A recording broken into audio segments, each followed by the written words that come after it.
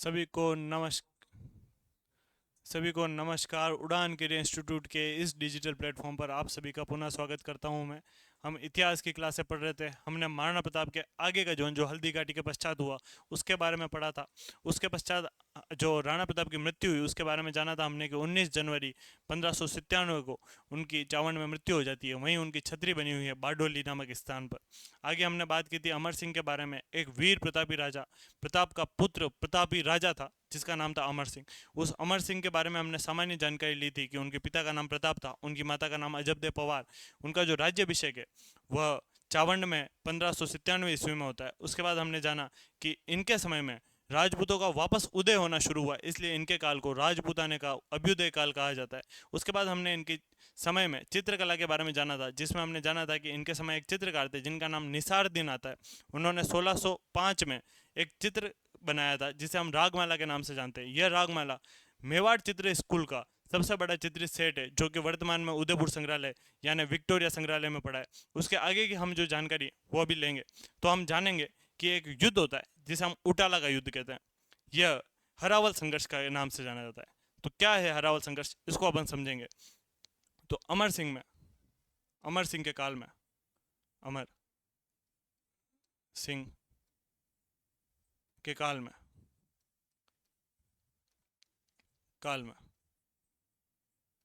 हरावल हरावल संघर्ष हुआ। हरावल संघर्ष हुआ और समय था 1600 ईस्वी। हम समझे हरावल संघर्ष क्या है।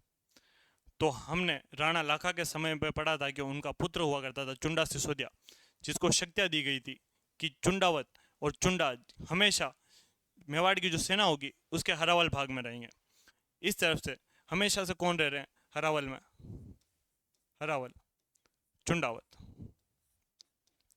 चुंडावत और प्रताप के ही भाई हुए शक्ति सिंह के जो वंशज थे उन्हें हम शक्तावत के नाम से जानते हैं। तो शक्तावत में एक व्यक्ति था जो उनका सरदार था जिसका नाम था बल्लू शक्तावत। उसने उठ के कहा कि हर बार हरावल में चुंडावती क्यों रहे। तो चुंडावत में उस समय सरदार हुआ करते थे जयतर सिंह चुंडावत। जयतर सिंह चुंडावत। और इस तरफ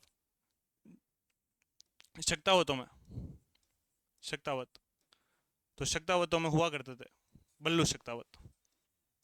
बल्लू शक्तावत। इन दोनों के मध्य हमेशा ये बात को लेकर असमंजस रहता था कि भाई हरावल में हमेशा चुंडावत क्यों रहेंगे। तब अमर सिंह एक बात कहता है कि एक उटाला का जो किला है उसके ऊपर मुगलों का अधिकार था। तो बात की जाए कि है ना, अमर सिंह ने सोचा कि इस उटाला पे अधिकार करना है। तो अब वापस कि जब उटाला पे अधिकार करना है तो हरावल में कौन जाएगा? चुंडावत। इस बात को लेकर बल्लू शक्तावत जो था वो खड़ा हुआ कि हर बार चुंडावत ही क्यों, हम जाएंगे इस बार। तो क्या कि ऐसा नहीं हो सकता है।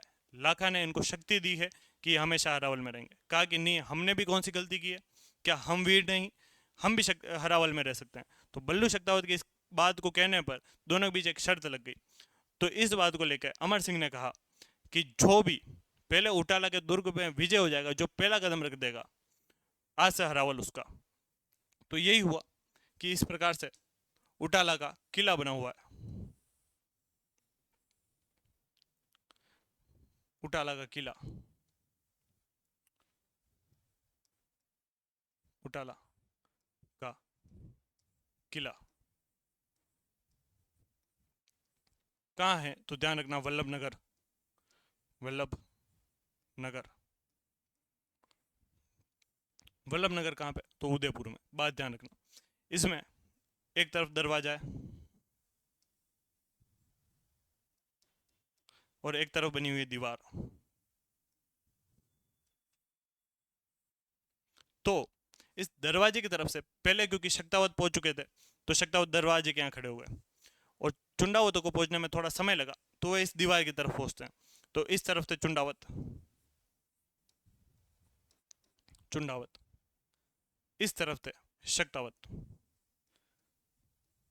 शक्तावत। ये जो उटाला का किला है यह मुगलों के अधीन था।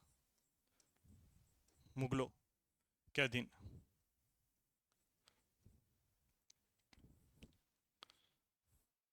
अब लेके शक्तावत जब पहले पहुंच गए तो इन्होंने सोचा कि हाथी से हम ये जो दरवाजा है इसको तोड़ देते हैं और अंदर घुस जाते हैं, तो शक्तावत अपने आप क्या बन जाएंगे, हरावल में।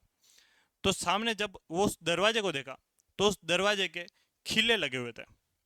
हाथी को शराब पिला के उस दरवाजे के तोड़ते, पर है ना जब किले थे तो उसका अपना आप जो शराब का नशा होता वो उतर जाता कि भाई क्या हुआ, ये किले चुप जाती थी। तो एक बार प्रयास किया और हाथी से यहाँ पे मार लगवाई। मार लगवाते ही हाथी अपना वहां से हट गया कि भाई किले चुप रही है। बल्लू शक्तावत को लगा कि उधर से पता चला है कि चुंडावतों की सेना पीछे की तरफ आ चुकी है, तो चुंडावत की सेना भी घुस सकती है कभी भी। तो बल्लू शक्तावत ने एक दिमाग लगाया कि मैं खड़ा हूँ, मैं इस दरवाजे के सामने इस प्रकार खड़ा हो जाता हूँ और हाथी को कहो कि मेरे ऊपर धक्का लगाए, मैं मर जाऊंगा पर है ना मेरे को सब याद करेंगे शक्तावत कि हमारा एक वीर सरदार था जिसके कारण से आज हमें हरावल मिली। तो बल्लू शक्तावत यहाँ खड़ा हो जाता है और हाथी से यहाँ पे धक्का लगवाता है 2-3 बार, जिससे ही पता चलता है चुंडावतों को कि बल्लू शक्तावत आगे खड़ा है और हो सकता है कि 1 या 2 बार में अब ये किले का जो दरवाजा है ये टूट जाए। इधर खड़ा था जैत्र सिंह। जैत्र सिंह ने लेके कहा कि भाई अगर ये गलती से भी हरावल उनके पास चला गया तो मेरे जो चुंडावत वंशज होंगे वो कहेंगे एक ऐसा नेजो का हमारा सरदार हुआ था जिसके कारण से हमारे हाथ से हरावल चली गई। जैत्र सिंह अपने पास वाला बंदे को कहता है कि है ना तलवार ले, मेरा गला काट और अंदर डाल दे। कि क्या बात, वापस बोलना। क्या कि ले तलवार और काट दे गला और डाल दे अंदर। क्या कि ये क्या बात हुई, ऐसे कैसे अपन आगे जीतेंगे। क्या कि देख बात अमर सिंह के सामने ये हुई है कि हमें जो पहले अंदर घुस गया, जिंदा या मुर्दा वो बात नहीं हुई है, जो अंदर पहले घुस गया हरावल उसका तो गला काट दे। तो साथ वाले व्यक्ति ने इसका गला काटा और जैत्र सिंह का गला अंदर डाल दिया। तो एक बहुत ही प्रसिद्ध पंक्तियां हुई है, गोलो ने पुगियो जी जगह, नजर न पुगी जाए, पेरा सु पेली पूछी गयो शीश जटे। यानी पैर से पहले क्या पहुंच गया था, शीश। जैसे ही इधर से दरवाजा टूटता है और शक्तावत अंदर जाते हैं तो वो देखते हैं कि यहाँ पे एक सिर पड़ा है, वो है जैत्र सिंह का। उसके बाद से जो हरावल का संघर्ष हुआ था वो समाप्त हुआ और ये जो हरावल दस्ता था ये हमेशा चुंडावतों के पास रहा। तो बात अपन लिख सकते हैं हरावल संघर्ष की। तो हरावल संघर्ष में जैत्र सिंह ने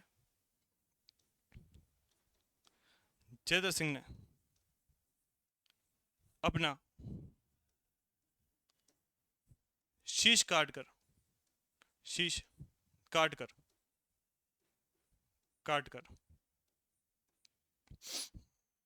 हरावल चुंडावतों के पास ही रखा, चुंडावतों के पास ही रखा, पास ही रखा। यह बात हुई किसकी, जो हरावल संघर्ष हुआ था उसके बारे में। कब हुआ है तो ध्यान रखना 1600 ईस्वी में।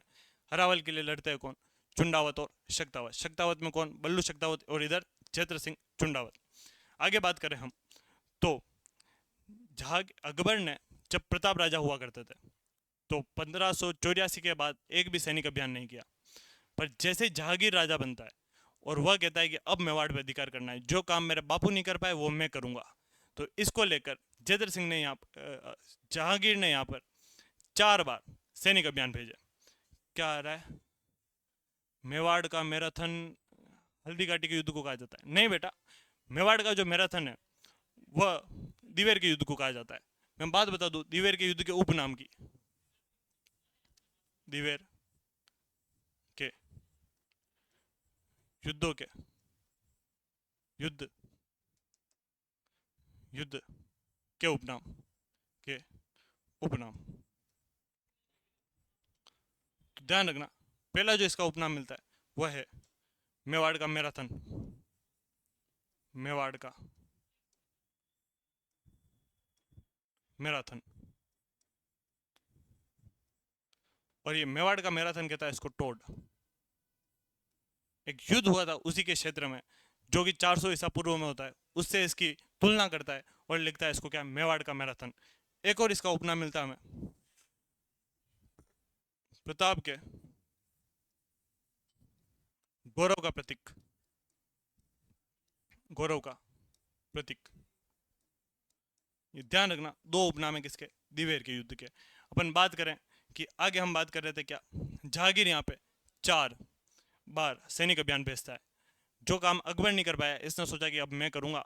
मेरे बापू जो नहीं कर पाए, जो इसको अधीन नहीं करा पाए, मैं करूंगा। कैसे करूंगा? तो उसने 4 बार अभियान भेजे। तो जहांगीर के अमर सिंह के समय 4 अभियान।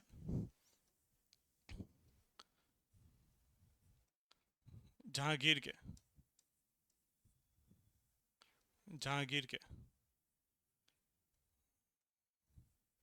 अमर सिंह के समय अमर सिंह के समय 4 अभियान। 4 सैनिक अभियान।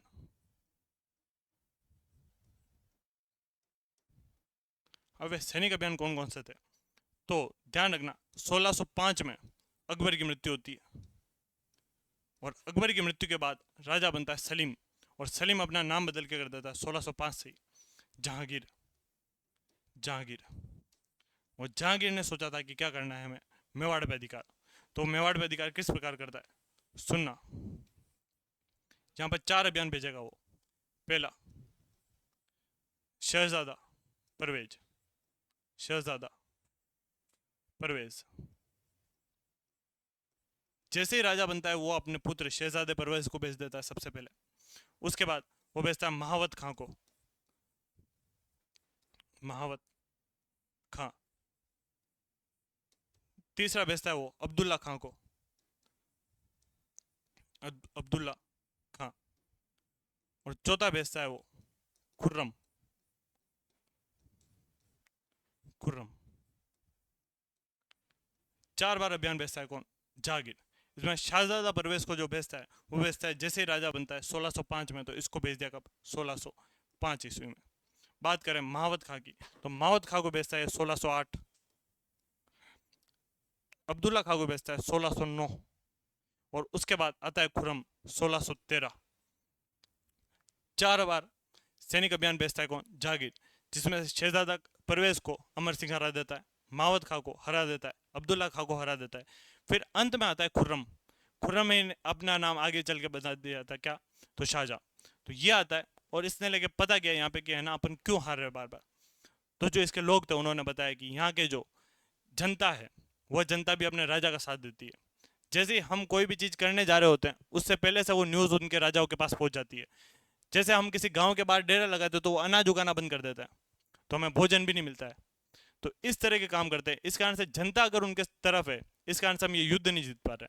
खुर्रम ने कहा बस अब क्या करना है, तो अब जो जनता है, उस जनता के ऊपर हम आक्रमण करेंगे। और खुर्रम ने जनता को परेशान किया। जनता को परेशान किया। परेशान किया। क्या किया जाए? तो जनता के जैसे कोई बेटियां हैं, कोई माएँ हैं, तो उनका बलात्कार करवाया। आगे बात करें तो इसने जैसे कोई कत्लेआम है, तो कत्लेआम करा दिया। सामने से कोई जा रहे मेवाड़ के लोग, उनको कटवा दिया। इस प्रकार की चीजें करता है कौन? तो ध्यान रखना, खुर्रम। जब इस प्रकार की चीजें होने लगी, बेटियों का बलात्कार हो रहा है, तो जो जनता थी, आम जनता, वैसे भी अमर सिंह के पास पहुंचती है कि सेठ जी मानो, इनसे संधि कर लो, ये बहुत ज्यादा परेशान कर रहे हैं। अमर सिंह कहता है कि है ना, ना मेरे दादा ने की, ना मेरे परदादा ने की, ना मेरे पापा ने की, तो मैं कैसे कर लूँ इनसे, और मैं इनकी अधीनता स्वीकार नहीं कर सकता। फिर यही बात जो आम जनता थी, इन्होंने उस समय जो राजकुमार हुआ करते थे, कर्ण सिंह, उनको बताई कि आप समझो, हम बहुत सालों से लड़ते आ रहे हैं इनसे, पर कुछ शांति भी जरूरी है। अब हम हमारी बेटियों के ऊपर आन आ चुकी है, तो प्लीज आप हमें बचाएं। तो कर्ण सिंह के कहने पर 1615 में अमर सिंह संधि करता है।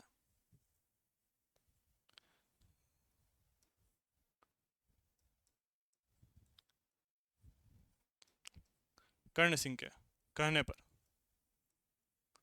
कहने पर अमर सिंह अमर सिंह 1615 में संधि करता है। में संधि करता है। संधि करता है। करता है। कब होती है ये संधि? तो ध्यान रखना, 5 फरवरी, 5 फरवरी 1615। स्थान था गोगुंदा, गोगुंदा।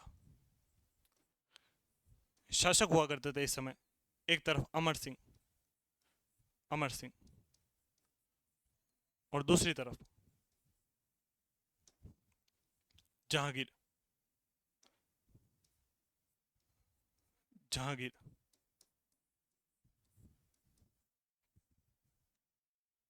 Hello, hello. हाँ ठीक है, आ रहा हूँ मैं, क्लास है।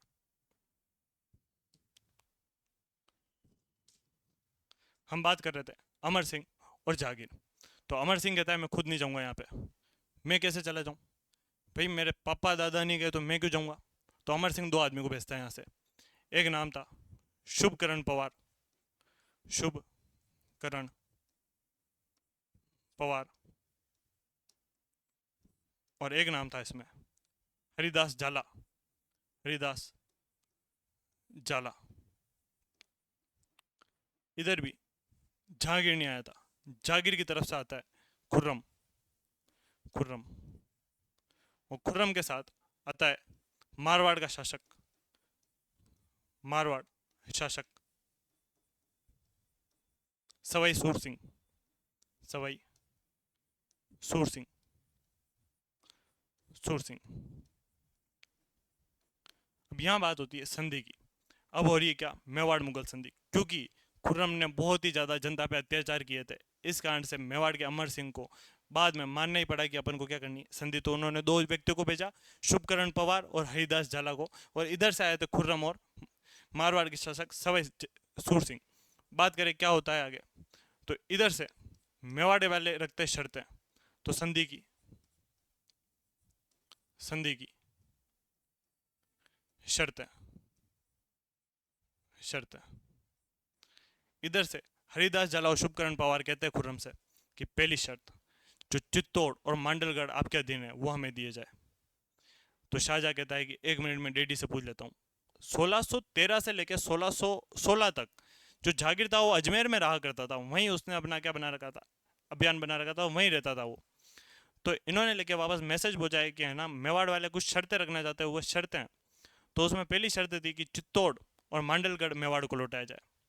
दूसरी शर्त थी कि जो मेवाड़ का महाराणा होगा वह कभी भी मुगल दरबार में नहीं आएगा। तीसरी शर्त कि हमेशा हम आपको, कोई भी युद्ध होता है मुगलों का, तो 1000 घुड़सवारों की सेना भेजेंगे, उससे ज़्यादा नहीं। आगे बात करें, जब ऐसी संध्या रखी तो इधर से जागीर ने कहा कि डन भाई, जो भी संधि रख रहे हैं ये मान जा। क्योंकि उसका कारण है कि जो भी मुगल दरबार में आता, सबको पता था कि है ना, मुगल दरबार पूरा भरा हुआ रहता था सभी राजाओं, तो सभी राजा उसके अधीन थे पूरे भारत के। एक जगह का राजा कभी नहीं दिखता, वो था मेवाड़। और सब लेके जो भी आता वो कमेंट ठोक के चला जाता जहांगीर को या फिर अकबर को, दोनों को देके जाता था कि भाई मेवाड़ से संधि हुई क्या, मेवाड़ से कोई बात आई क्या, अधीन हुए क्या। तो ऐसे बहुत ज़्यादा क्या है, उनके ईगो हर्ट होता था कि यार हम मेवाड़ पे अधिकार नहीं कर पा रहे हैं। तो जहांगीर को जैसे पता चला कि वो संधि करने को तैयार है और उनकी कोई भी शर्तें रख रहे हैं, तो अपने शर्तें मान लो। तो ये दोनों सारी जो शर्तें थी वो मान लेते हैं, पर एक शर्त साथ में रखते हैं मुगलों। और वो शर्त क्या रखते हैं, तो वो ये शर्त रखते हैं कि हम आपको चित्तौड़ और मांडलगढ़ सौंप तो रहे हैं, पर आप उसका वापस जीर्णोद्धार या फिर पुनर्निर्माण नहीं करवाओगे। एक बात वापस इधर से कहते हैं कि हमारे यहाँ से आपके कभी आपके साथ वैवाहिक संबंध नहीं होंगे, मतलब कभी भी आपके तरफ शादी नहीं होगी हमारी। तो मेवाड़ वालों की कभी भी कोई भी बेटी है उसका विवाह मुगलों से नहीं हुआ। तो ये कुछ शर्तें थी। इसमें पहली शर्त, चित्तौड़ और मांडलगढ़, मांडलगढ़ मेवाड़ को लौटाया जाए, मेवाड़ को लौटाया जाए, लौटाया जाए। दूसरा, चित्तौड़ और मांडलगढ़, मांडलगढ़ लौटा तो दिए जाएंगे, लौटा तो दिए जाएंगे, दिए जाएंगे, परंतु मेवाड़ उनका उनका पुनर्निर्माण पुनर्निर्माण निर्माण नहीं करवाएगा, नहीं करवाएगा। अगर आपसे पूछ ले कि पुनर्निर्माण क्यों नहीं करवा रहा, तो यूँ माना जाता है कि अगर कोई दुर्ग पे किसी राजा का अधिकार है और वो दुर्ग मजबूत है, तो उस पर दूसरी सेना आसानी से अधिकार नहीं कर पाती है। तो यही बात है कि चित्तौड़ और मांडलगढ़ लौटा तो रहे हैं, और अगर मेवाड़ वालों ने इसका पुनर्निर्माण करवा दिया, इसको मजबूत करवा दिया, तो पुनः इसके ऊपर कोई भी अधिकार वापस मुगल चाह कर भी नहीं कर पाएंगे। इसलिए इन्होंने वापस ये शर्त रखी कि पुनर्निर्माण नहीं होगा। तीसरा, मेवाड़ महाराणा, मेवाड़ महाराणा कभी भी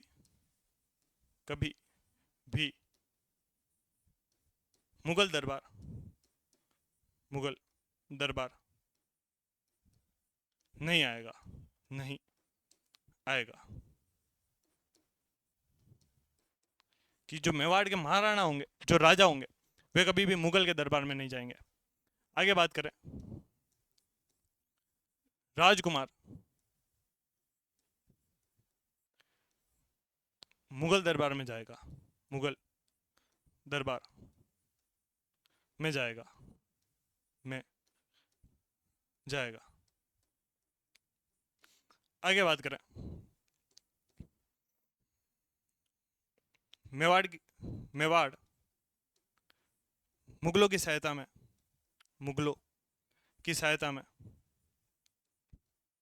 सहायता में, सहायता में 1000 घुड़सवारों की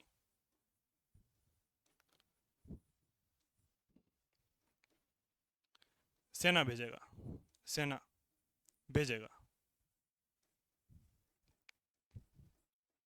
आगे बात करें,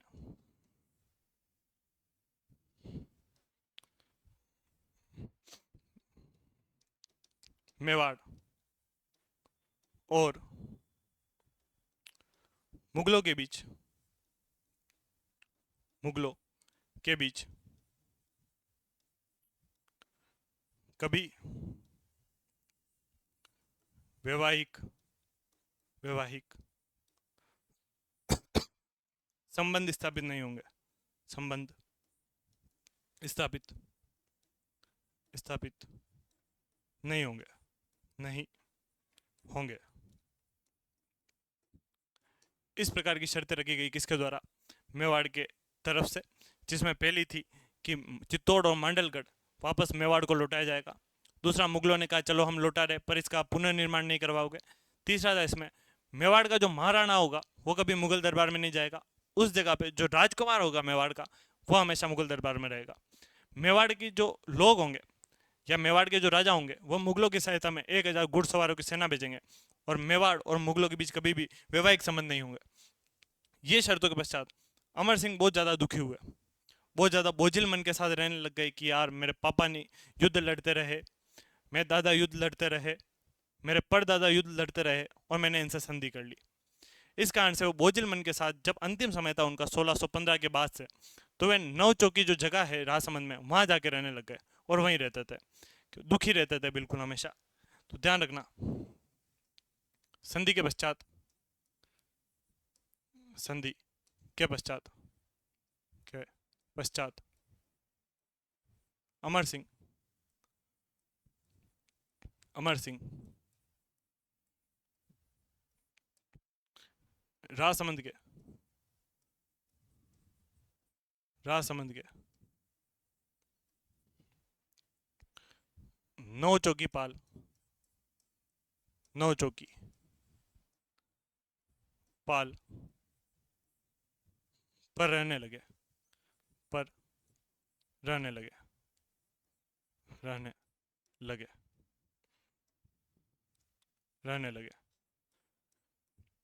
3-4 साल वहीं रहते हैं, फिर इनकी तबीयत ज़्यादा ख़राब होने लग गई तो कर्ण सिंह जाते हैं और इनको वापस ले आते हैं कि डैडी वहाँ पे कौन ध्यान रखेगा आपका, अब आ जाओ सिटी पैलेस में रहो उदयपुर। तो बोजिल मन के साथ ही 1620 में इनकी मृत्यु हो जाती है। तो ध्यान रखना 1620 में, 1620 ईस्वी में बोजिल मन के साथ, बोजिल मन के साथ, मन के साथ अमर सिंह की, अमर सिंह की उदयपुर में, उदयपुर में, उदयपुर में मृत्यु हो गई, मृत्यु हो गई।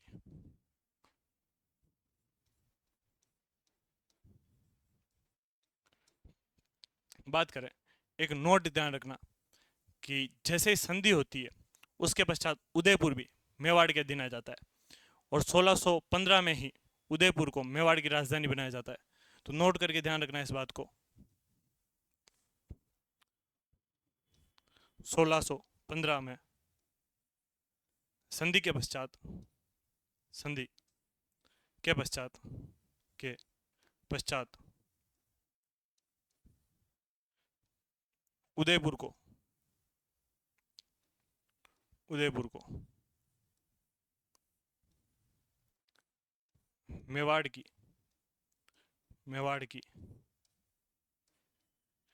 राजधानी, राजधानी बनाया जाता है।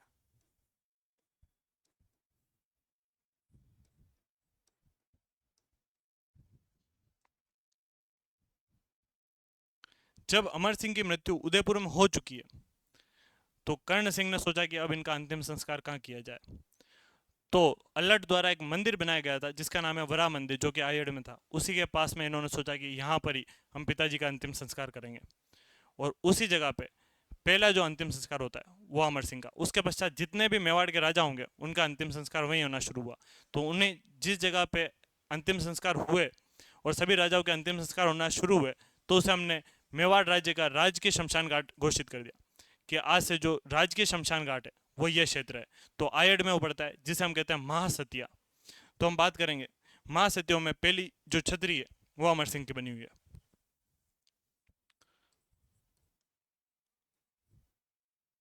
अमर सिंह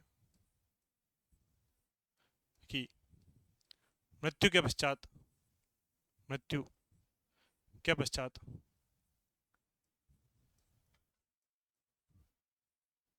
उनका अंतिम संस्कार, उनका अंतिम संस्कार, अंतिम संस्कार, संस्कार आहड़ के, आहड़ के वरा, वरा मंदिर अल्लट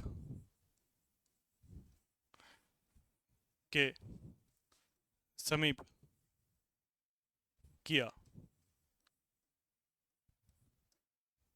तथा इस क्षेत्र को, इस क्षेत्र को राजकीय, राजकीय शमशान घाट, शमशान घाट घोषित कर दिया, घोषित कर दिया, कर दिया।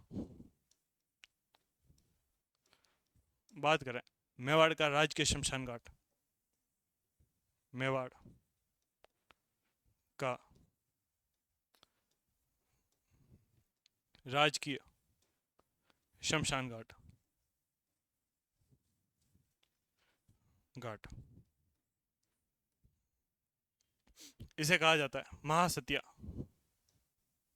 महासतिया। और ये महासतिया कहाँ है तो ध्यान रखना उदयपुर, उदयपुर। ये बात ध्यान रखना कि महासतियों में पहली छतरी अमर सिंह की,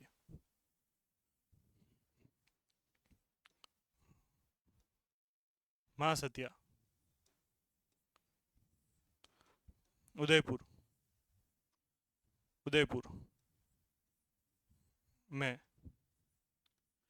पहली छतरी, पहली छतरी अमर सिंह की है, अमर सिंह की है।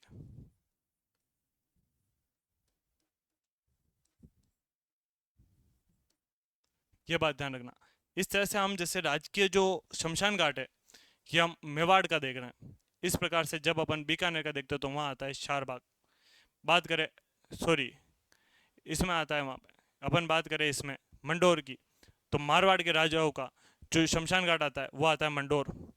हम बात करें जैसलमेर के भाटियों का तो वो आता है बड़ा भाग। इस प्रकार से अगर मेवाड़ से पूछ लिया आपका तो क्या है, तो महासतिया। आगे बात करें, जो हमारे पास शासक बनते हैं उनका नाम है कर्ण सिंह। कर्ण सिंह, कर्ण सिंह का समय पूछ लिया आपसे तो 1620 से 1628। बात ध्यान रखना कि इनके पिता अमर सिंह, अमर सिंह। बात ध्यान रखने जैसी क्या है, इनका राज्याभिषेक, राज्याभिषेक। पहला ऐसा शासक है जिसका राज्याभिषेक 1620 में उदयपुर में हो रहा है, उदयपुर। तो बात ध्यान रखना, मेवाड़ के, मेवाड़ के प्रथम शासक, प्रथम शासक जिनका, जिनका राज्याभिषेक, राज्याभिषेक उदयपुर में हुआ, उदयपुर में हुआ, में हुआ। तो किसका हो रहा है राज्याभिषेक उदयपुर में? मैं वापस नोट करके बता दूं कि हमने देखा था सबसे पहले तो विक्रमादित्य, विक्रमादित्य अंतिम शासक, अंतिम चित्तौड़ में राज्याभिषेक, चित्तौड़ राज्याभिषेक। बात करी हमने उदय सिंह, उदय सिंह प्रथम कुंभलगढ़, कुंभलगढ़ में अगर प्रथम राज्याभिषेक किसका हो रहा है तो वो किसका था? विक्रमादित्य, उदय सिंह। बात करें हमने प्रताप, प्रताप के दो देखे हमने, एक देखा गोगुंदा, गोगुंदा, और साथ में देखा कुंभलगढ़, कुंभलगढ़। बात करें हम अमर सिंह, अमर सिंह, तो अमर सिंह में हमने देखा था चावंड, चावंड। अब हम देख रहे हैं कर्ण सिंह, कर्ण सिंह, और कर्ण सिंह का कहाँ मिल रहा है तो ध्यान रखना उदयपुर, उदयपुर। और ये प्रथम बार है, प्रथम बार। आपसे पूछ ले किसी दिन कि उदयपुर में प्रथम बार किस राजा का राज्याभिषेक हुआ तो ध्यान रखना कर्ण सिंह का। हम बात कर रहे थे कर्ण सिंह के बारे में, तो कर्ण सिंह के बारे में अगर अपन जानकारी ले तो यह वो पहला राजकुमार था मेवाड़ से जो कि मुगलों के दरबार में गया था। जब यह मुगलों के दरबार में पहुंचा तो जागीर में ही बैठा हुआ था, इस तरह का दरबार था और उसमें बैठा हुआ आगे जागीर। जागीर ने अपने पास वाली सीट खाली करा दी कि यहां बैठेंगे कौन? कर्ण सिंह। बहुत ही ज्यादा खुश होता है कौन? कर्ण, जागीर। जब कर्ण सिंह वहां पहुंचते हैं तो सामने से खड़ा हो गया था कि कर्ण सिंह जी पधारे हैं, राम राम सा। तो इस प्रकार से बहुत ही ज्यादा सम्मान मिला करता था जागीर के दरबार में किसको? कर्ण सिंह को। तब एक व्यक्ति जो बाहर से आया हुआ था जिसका नाम था सर टॉमस रो, वह सर टॉमस रो कहते हैं कि मुगलों ने जो मेवाड़ से संधि की है यह बुद्धि से करी है ना कि युद्ध से। तो ध्यान रखना कि टॉमस रो ने क्या बात कही, जब वो देखता है कि है ना उन्होंने कर्ण सिंह को जो इज्जत मिल रही है उस आधार पे कहता है कि इन्होंने जो संधि करी है मेवाड़ से वह बुद्धि से करी है ना कि आक्रमण या जोश से। तो ध्यान रखना। इसके बाद क्या होता है, जब कर्ण सिंह राजा बन रहा होता है तब पहली बार मुगल शासक जागीर यह एक फरमान जारी करता है कि अगले जो मेवाड़ के शासक होंगे कर्ण सिंह होंगे। तो ऐसा फरमान जारी किसके लिए किया गया था तो ध्यान रखना कर्ण सिंह के बारे में। अगली बात करें तो कर्ण सिंह को जहांगीर ने 5,000 की मनसबदारी दी थी। मैं बात करूंगा मनसबदारी की, तो उसको अपन आगे देखेंगे। पहले बात करें जहांगीर ने प्रथम राजकुमार, प्रथम मेवाड़ का, मेवाड़ का राजकुमार, राजकुमार जो मुगल दरबार में गया, मुगल दरबार में गया, दरबार में गया, में गया, जहांगीर ने, जहांगीर ने कर्ण सिंह के, कर्ण सिंह के, कर्ण सिंह के महाराणा बनने पर, महाराणा बनने पर, बनने पर शाही फरमान जारी किया था, शाही फरमान जारी किया था, जारी किया था, किया था। आगे हम बात करें तो ध्यान रखना, जहांगीर ने, जहांगीर ने, जहांगीर ने कर्ण सिंह को, कर्ण सिंह को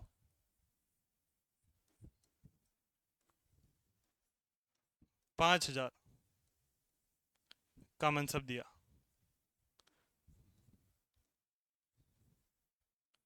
दिया।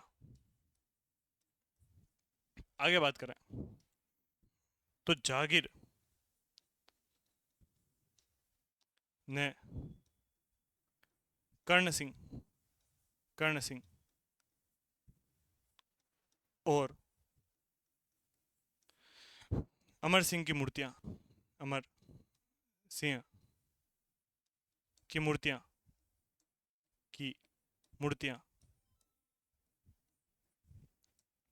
आगरा किले में लगवाई, आगरा किले में लगवाई, किले में लगवाई, में लगवाई।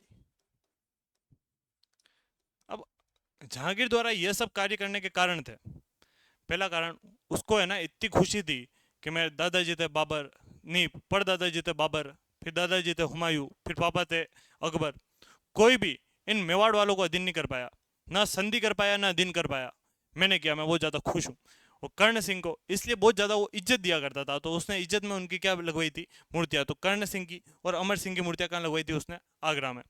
आगे बात करें तो कर्ण सिंह जब वो देखता है कि है ना क्या प्रभाव है मुगल दरबार में कर्ण सिंह का, तब सर टॉमस रो एक बात कहता है, वही बात अपन लिखे तो सर टॉमस ने, सर टॉमस रो ने, रो ने कर्ण सिंह का, कर्ण सिंह का, कर्ण सिंह का प्रभाव, प्रभाव मुगल दरबार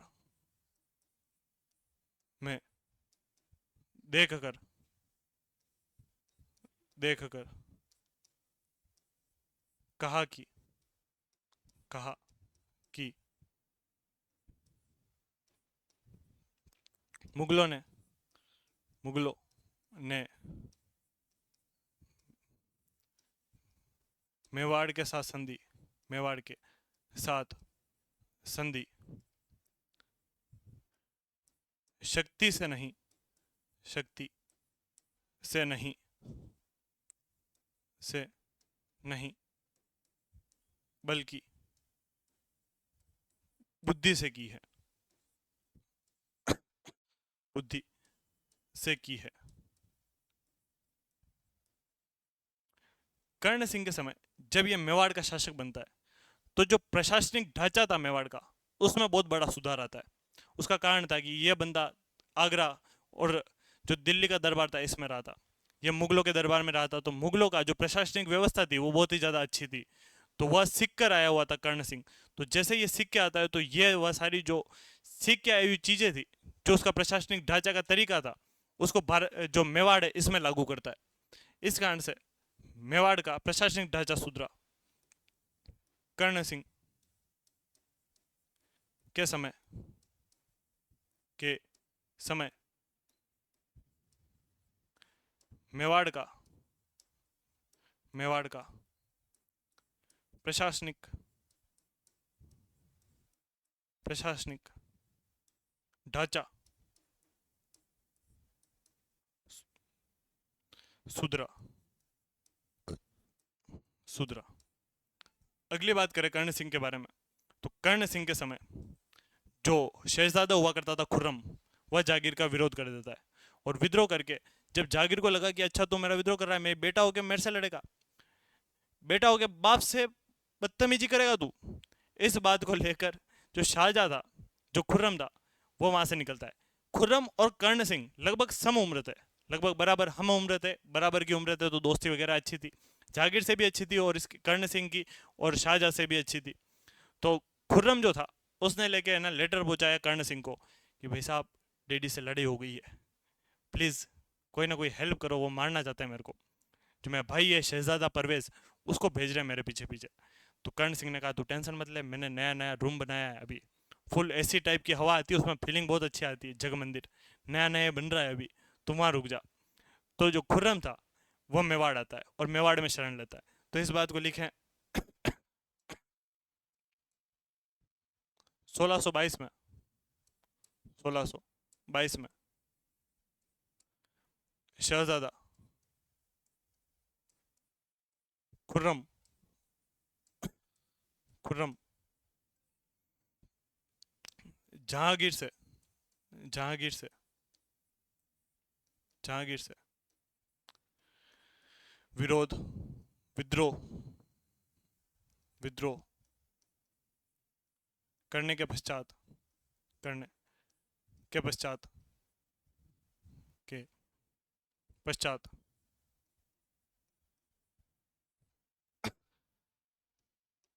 कर्ण सिंह के पास शरण लेता है, शरण लेता है। कहाँ लेता है तो ध्यान रखना, कर्ण सिंह ने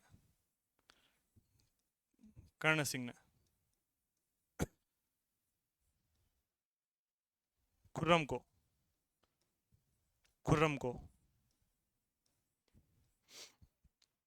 को नवनिर्मित या फिर कह सकते हैं निर्माणाधीन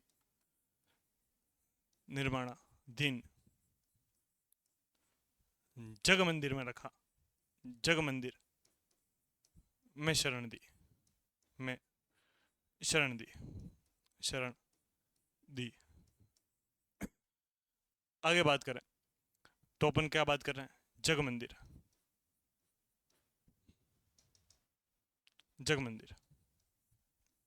कहाँ है तो ध्यान रखना, पिछोला। बात करें निर्माण शुरू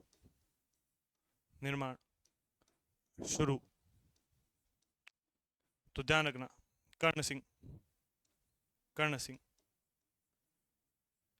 बात करें निर्माण पूर्ण तो ध्यान रखना जगत सिंह प्रथम। बात करें इसके विशेष के बारे में, विशेष तो ध्यान रखना संगमरमर से निर्मित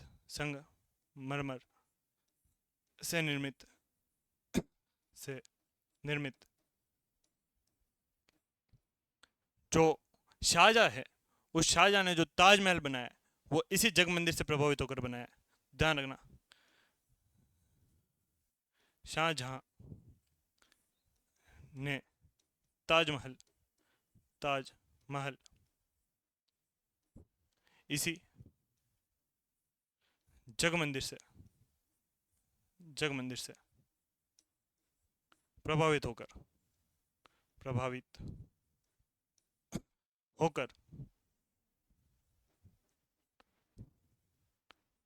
बनाया या फिर कह सकते हैं बनवाया। ये बात है किसके बारे में, जग मंदिर के बारे में। इस जग मंदिर में शरण लेता है कौन, शाहजहां, या फिर अपन उसे कह सकते हैं खुर्रम। आगे बात करें तो यहां पर कर्ण सिंह ने कर्ण सिंह ने कर्ण सिंह ने कर्ण सिंह ने खुर्रम की खुर्रम की सेवा के लिए सेवा के लिए के लिए रावत भीम सिंह को नियुक्त किया भीम सिंह को नियुक्त किया।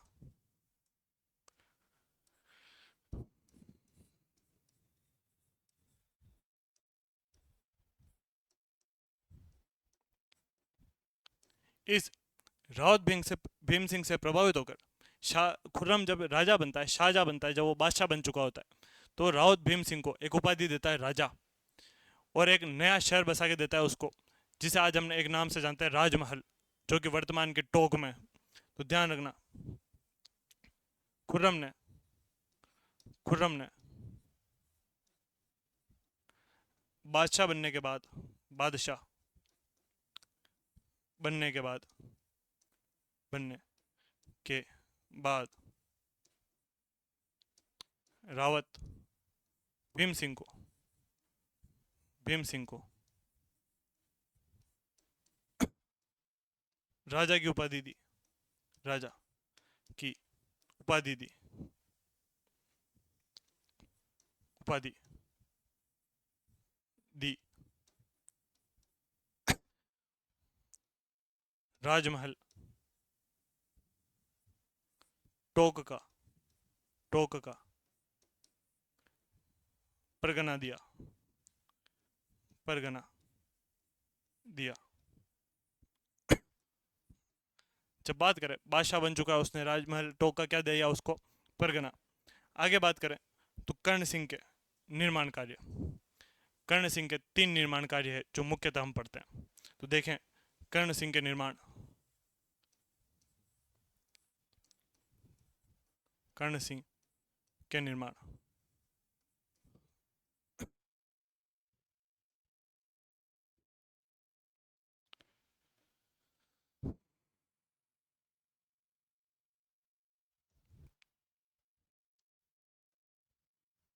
कर्ण सिंह का जो पहला निर्माण हमें मिलता है वो मिलता है कर्णविलास महल, कर्णविलास महल। दूसरा दिलखुश महल, दिलखुश महल। और जो मिलता है हमें, तो हमें मिलता है यहाँ पे जग मंदिर, जग मंदिर। तो इसके साथ ध्यान रखना, निर्माण निर्माण शुरू करवाया शुरू करवाया।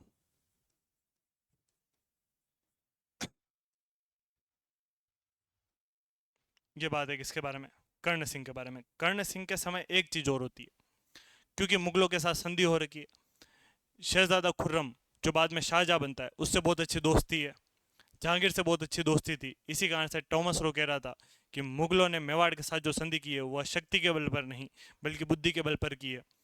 साथ में जहांगीर कर्ण सिंह और अमर सिंह के जो मूर्तियां हैं वो आगरा के किले में लगवा रहा है। मतलब बहुत अच्छे संबंध हो चुके थे कर्ण सिंह के और मुगलों के। तो इस कारण से अब कोई युद्ध नहीं हो रहा है, युद्ध नहीं हो रहा है, तो उसके बाद क्या है, मुगलों का जो प्रभाव है वह मेवाड़ पे दिखने लग गया। इस प्रकार से जब चित्रशैली के बारे में अपन बात करते हैं कला एवं संस्कृति में, तो उसमें आता है कि मेवाड़ के ऊपर मुगल शैली का प्रभाव कब से पड़ना शुरू हुआ, तो कर्ण सिंह के समय से। तो बात को ध्यान रखना,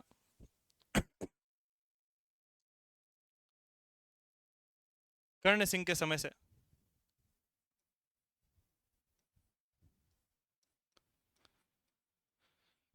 कर्ण सिंह के समय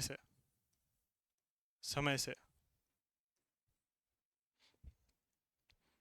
मेवाड़ चित्रशैली पर मेवाड़ चित्रशैली पर चित्र शैली पर मुगलों मुगल शैली का प्रभाव दिखने लगा, प्रभाव दिखने लगा, दिखने लगा। 1628 में कर्ण सिंह की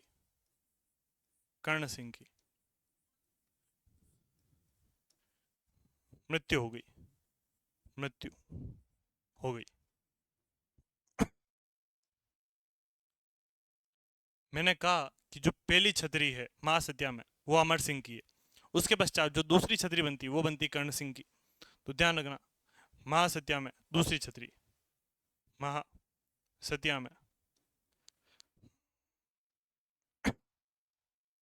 दूसरी छतरी, दूसरी छतरी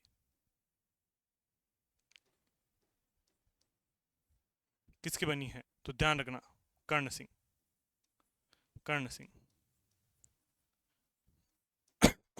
अपन बात कर रहे कुछ छत्रियों के बारे में। तो जैसे माना अपन ने बीकानेर, बीकानेर, बीकानेर में है देवी कुंड, देवी कुंड की छतरियां। बात करें मेवाड़, तो मेवाड़ में है महासतिया, महासतिया।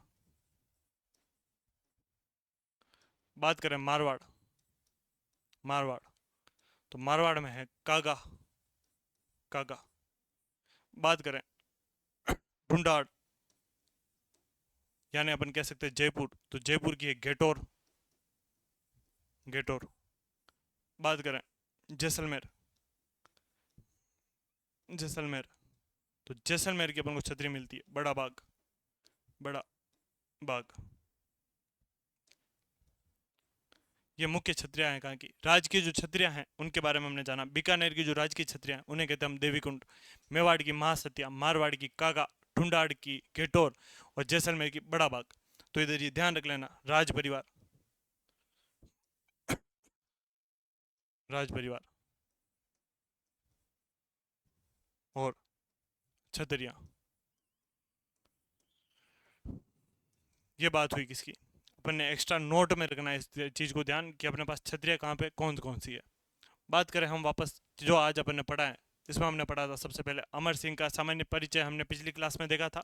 उसके बाद हम जो देख रहे हैं कि इनके समय में हरावल को लेकर संघर्ष हुआ था 1600 ईस्वी में, जिसमें हरावल में थे चुंडावत, और एक तरफ से ये उनको अधिकार दे रखा था कि आप हमेशा हरावल में रहोगे। तो बल्लू शक्तावत जो शक्तावतों का लीडर हुआ करता था, उसने कहा भाई हमेशा चुंडावती क्यों, क्या हम वीर नहीं है, हम भी रह सकते। इस बात को लेकर दोनों के बीच विवाद हुआ था और ये तय हुआ था कि अमर सिंह ने कहा कि उटाला का किला जो जीत लेगा, जिस पहले उस पर कदम रख लेगा, वह व्यक्ति क्या हो जाएगा अगली बार से हरावल में।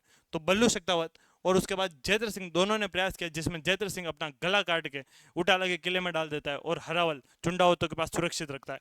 उसके बाद अपन ने बात की दिवेर के युद्ध के उपनाम बताए थे मैंने, मेवाड़ का मैराथन और प्रताप के गौरव का प्रतीक।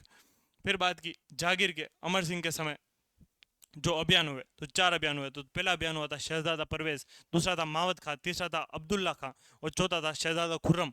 खुर्रम ने जनता को परेशान करना प्रारंभ किया, इसलिए जनता परेशान होकर अमर सिंह के पास गई। उसके बाद कर्ण सिंह के पास गई, कर्ण सिंह के कहने पर फिर अमर सिंह संधि कर लेता है। तो इसके बाद संधि होती है 5 फरवरी 1615 को गोगुंदा में, जिसमें एक तरफ था अमर सिंह, दूसरी तरफ जागीर। तो अमर सिंह की तरफ से गए हुए थे इसमें एक तो शुभकरण पवार और दूसरे हरिदास जाला। उधर से जागीर की तरफ से जो आए थे वो था शहजादा खुर्रम और उसी के साथ था मारवाड़ का शासक सवई सूर सिंह। बात करें इस संधि की शर्तें, तो संधि की शर्तों में अपन ने देखा कि चित्तौड़ और मांडलगढ़ पुनः मेवाड़ को दे दिया जाएगा। तो मुगलों ने कहा कि हम देने को तैयार है, परंतु इसका पुनर्निर्माण नहीं करवाओगे। उसके बाद कहा कि मेवाड़ का जो महाराणा होगा वह कभी भी जो मुगलों का दरबार होगा उसमें नहीं आएगा। बात करें जो मेवाड़ का राजकुमार होगा वह हमेशा मुगल दरबार में रहेगा। उसके बाद मुगलों की सहायता के लिए मेवाड़ हमेशा 1000 घुड़सवारों की सेना भेजेगा। दूसरा, मेवाड़ और मुगल के बीच में कभी वैवाहिक संबंध नहीं होंगे। इसके बाद हमने बात की संधि के पश्चात जो अमर सिंह थे वो बहुत ज़्यादा दुखी हो गए, क्योंकि उनके जो ऊपर के पूर्वज थे उनमें से किसी ने भी संधि नहीं की, ना अधीनता स्वीकार की। परंतु यहाँ पे अधीनता स्वीकार हो गई तो वे यहाँ से नाराज होकर जो एकदम दुखी मन था, बोझिल मन के साथ वे राजसमंद की जो 9 चौकी पाल है राजसमंद जिले की, वहाँ जाके रहने लग गए थे। फिर वापस कर्ण सिंह उन्हें लेके आता है कि आप टेंशन मत लो डैडी, मैं हूँ यहाँ पे, आपका ध्यान तो रखूंगा। तो वह 1620 में उनकी बोझिल मन के साथ ही कि है ना मैंने क्या कर दिया, क्या गलती कर दी, इस चक्कर में उन्होंने क्या हो गई उनकी मृत्यु। उसके बाद 1615 में अगर अपन बात करें तो एक नोट था कि संधि के पश्चात उदयपुर को मेवाड़ की राजधानी बनाया गया। बात करें अमर सिंह की मृत्यु के पश्चात उनका अंतिम संस्कार जो अल्लड़ द्वारा एक मंदिर बनवाया गया था, वराह मंदिर जो कि आहड़ में था, उसके समय में उनका अंतिम संस्कार किया गया। और कर्ण सिंह ने उस क्षेत्र को राजकीय जो शमशान घाट है वो घोषित कर दिया और इसका नाम रखा महासत्या। महासत्या में जो पहली छतरी है वो अमर सिंह की बनी हुई है। आगे बात की हमने कर्ण सिंह के बारे में, तो कर्ण सिंह के जो समय है वो है 1620 से 1628, 8 साल के लिए ही ये शासक रहते हैं। इनके पिता थे अमर सिंह।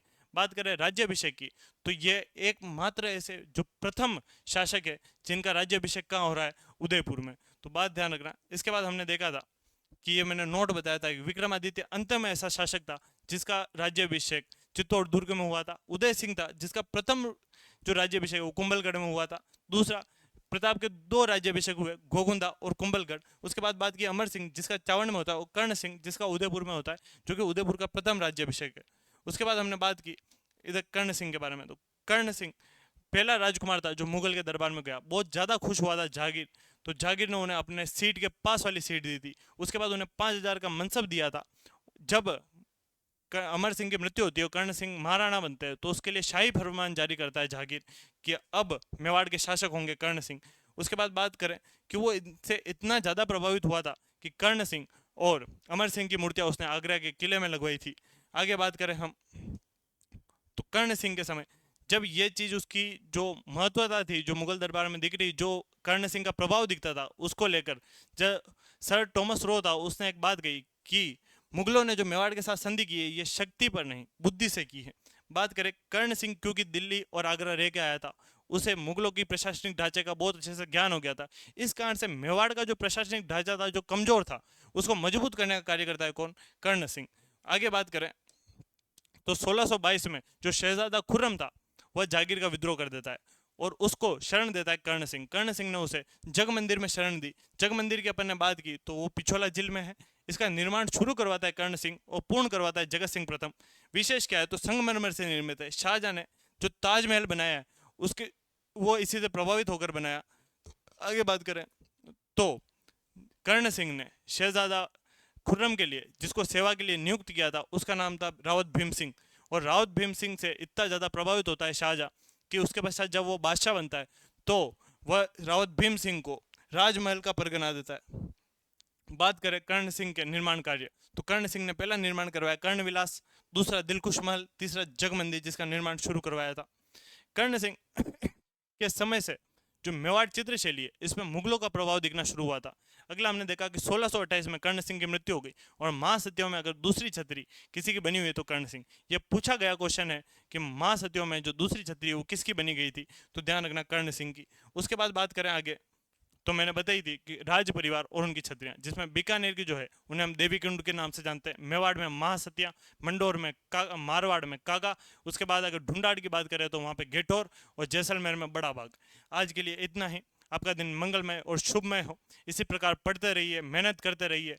मैं एक बात वापस आपको सभी को कहता हूँ, एक बात है, इस बात को हमेशा ध्यान रखना कि है ना, बहुत सारे बच्चे कहते हैं कि हम बिजी रहते हैं, हमारे बहुत सारे घर के काम होते हैं, हमें वो करना पड़ता है, हमें कहीं शादी में जाना पड़ता है, किसी खाने में जाना पड़ता है। तो मैं उनको एक बात कह दूं कि वनवास भोगने के बाद राज मिलता है। आपके पास उदाहरण है कि वनवास भोगे हैं लोगों ने, उसके बाद उनको राज मिला है, तो तुम भी भोग लो। क्या है, 6 महीने की तैयारी करोगे और 6 महीने की जैसे ही आपकी तैयारी हुई, आपने जैसे युद्ध लड़ा और आप सेलेक्ट, और आपको राजकीय योग मिल जाएगा, राजकीय सेवाएं। तो इसीलिए तैयारी करते रहें। आज के लिए इतना ही, धन्यवाद।